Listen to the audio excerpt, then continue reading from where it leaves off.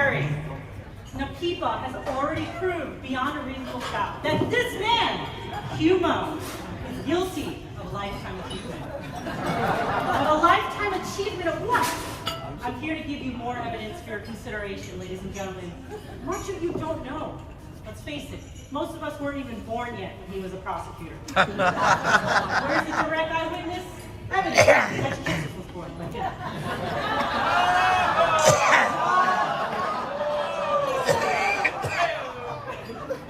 It could all be fables, tales of woe. I'm here to tell you who he really is, beyond the Rolex watch and the Hermes belt now, so that you are not just firmly convinced, but overwhelmingly convinced of convicting him on a single count of a lifetime achievement. You get to hear from the man himself. Look, he's already said he's going to be scribbling furiously on a yellow pad over there, and you're all getting a deal. You're going to hear my summation. You're going to hear the remix of how it should have been, and he's going to tell you what I should have said. Bonus content for Abby's trial ad program, ladies and gentlemen. See you at the end. Hugh was born in war-torn Shanghai to a family of firsts. His mother, Diana Qin Xu, was one of China's first female journalists. She published her first article at age 14.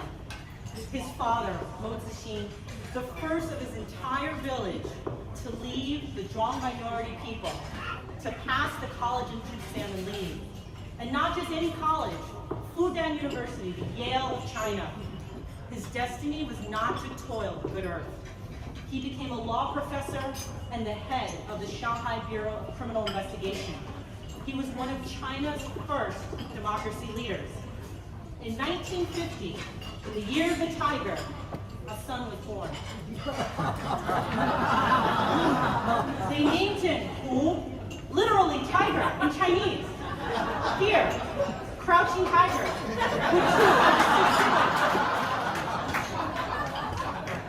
You know, just by the way, I had to cut the rest of this photo because back then they didn't have diapers.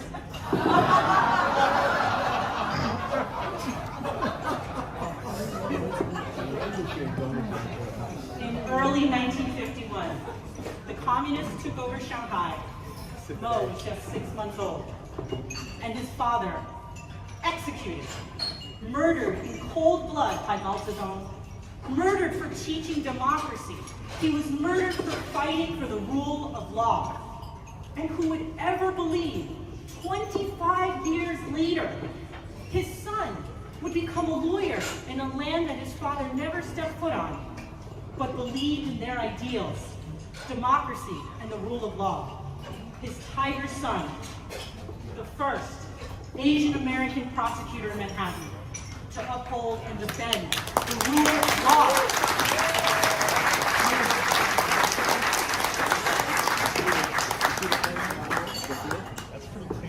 What his father would say to his son tonight. Mo was determined to make his mark at 100 Center Street, steps where he played as a child watching white men in suits, steps where he grew up in a tiny tenement on Elizabeth Street with a bathtub before the front door, where his widowed single mother raised 4 out of her 8 kids. Mo made it to the room where it happened. Good morning, Your Honor. ADA Mo, M-O for the people. Yes, Mo. No, that's not short for Morgan. No, that's not Moskowitz. No, I'm not adopted. No, E. Your Honor, M-O. Mo for the people. The people are right. Mo was mistaken for everything that he was not. Perp, undercover, victim, eyewitness, and of course, Chinese interpreter. But this tiger Mo would not have it. He roared in the courtroom and in his bureau, fighting Trial Bureau 50. Mo, always ready. And he couldn't hide. Tigers don't hide. They find their prey. Witnesses, victims, cops.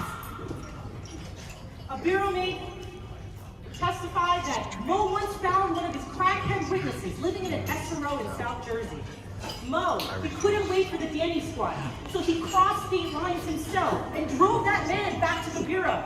Nobody say no to Mo. Bureau mates from 1976 through 1980, they all testified that Mo spoke in the third person. Mo's on trial! Mo's cops are here! Mo's eating a ham sandwich! There are other accounts I can't say because I get canceled really quick. But ladies and gentlemen, you don't need to speculate. Let's face it. Mo was the only Asian in the bureau in the entire office. He was different.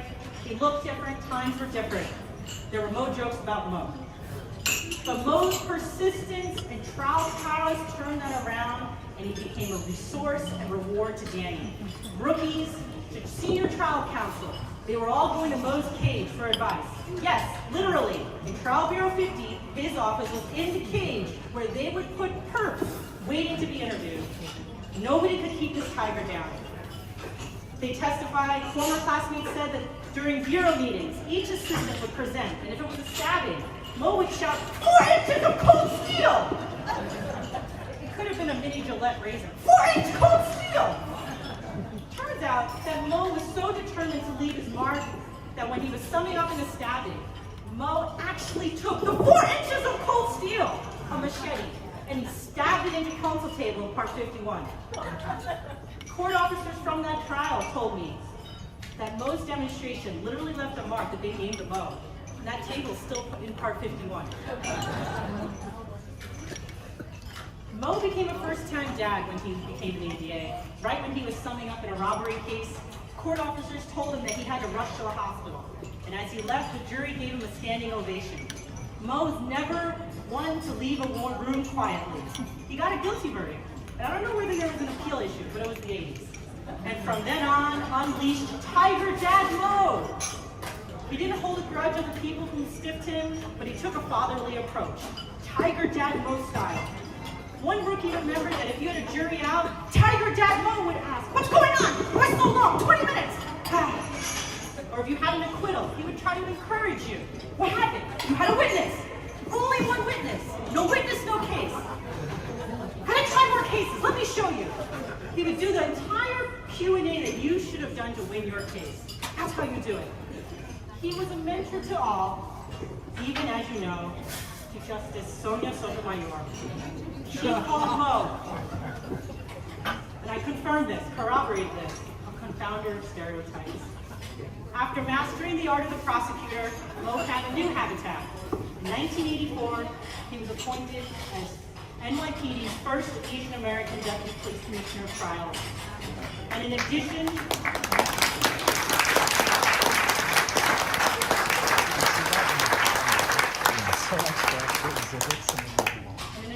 to upholding the rule of law for NYPD's rank and file, he relentlessly volunteered his time with the Asian Jade Society, and even became the poster boy for a recruiting poster. In 1988, he went on to be the first founding partner of the China practice at Open and Ransom, and then, with other trailblazers, he founded the Asian American Bar Association in New York, which was initially a table of lawyers at a place like Wohawk, and now has over 1,000 members. Then, on January 1st, 1994, 30 years ago, he established the law firm of Hugh Mo. And the rest isn't history, guys, because history's being made. There's a million things that Mo hasn't done yet, like turn on a computer himself, but just wait. If there was a motto to the Mo firm, it would be, we don't do it because we can or should, but because we must. For the past 30 years, Mo has taken the relentlessness of crossing state lines to haul that witness back, to advocate for the rights of accused Asian Americans, like a tiger, because they all deserve their day in court with Mo by their side. And all you Asian cops good at taking tests, who need an advocacy and mentoring, Mo founded Apex. He will push for your voices to be heard, one text at a time. And whether you're one of Asia's biggest billionaires and promise to pay Mo $6 million and scam him out of 1.9. Yes, we got that money and then some, folks. Or you are a fishmonger in Flushing who can't even afford to give him a penny. Mo will relentlessly roar for your rights. He'll take your case into the NYPD trial room for your employment discrimination because your premature demotion was patently unfair. He'll load his car up with food, toys, diapers, and a crib, get your indictment dismissed, and then drive you home and help you out in his suit so you don't go to your family empty-handed. He'll even tell the DA when they have a case, fair and square. He'll work all through the holidays to tell the New York State Assembly Judiciary Committee that Chinese sons always move back home to care for their mamas. Where Lester Chang really lives, Brooklyn. And we cannot her head that Mo has represented Asian crime victims pro bono way before there was anything called Asian hate. And he does it quietly, giving them the dignity deserved. So now what? When you get a Lifetime Achievement Award, what happens? It's like, congrats, you finished the game, done, credits rolling, out to pasture. Not for Mo. First he tried wedding officiating. What marries you? Nobody say no to Mo. Just I do. And most recently, ladies and gentlemen, we had to try something else. Mo Flow, no problem. He took his hand at plumbing. His first job was his own office toilet, a flush mate that was leaking for 27 years. The company said that they couldn't find anyone to fix it. But Mo did, with the same relentlessness of hauling that crackhead from Jersey. He did it himself, and he got paid for it. And I know what you're thinking. You're thinking two things when you see this photo. How is that really him? It's only the back of him, and one. Is that really one fly on the roll? And it's yes to both. One fly is for people who have confidence. No leaks, no more. But we don't want him becoming Super Mario. Mo's motivation and mentoring will go on, just as he did over 40 years ago. There's a soft touch. Mira, mira, I've been detailed. Or if you need it, he'll unleash the tiger for you. He's been at this game called advocacy for 47 years, and he's not stopping yet. And if you see Mrs. Maisel, he makes Susie Myerson look shy. You go into his conference room, and if he really likes you, he'll cut fresh fruit and serve it with toothpicks. Sit down, and the table will light up like Game of Thrones.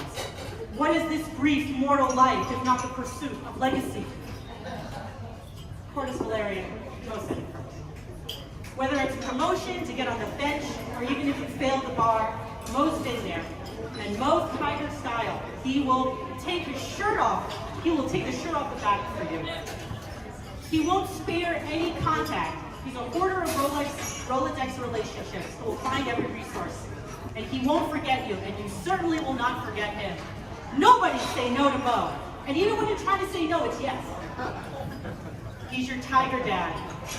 And I'm telling you now, he will tell you, he might not even tell you, but he's thinking this, that they are first in this room.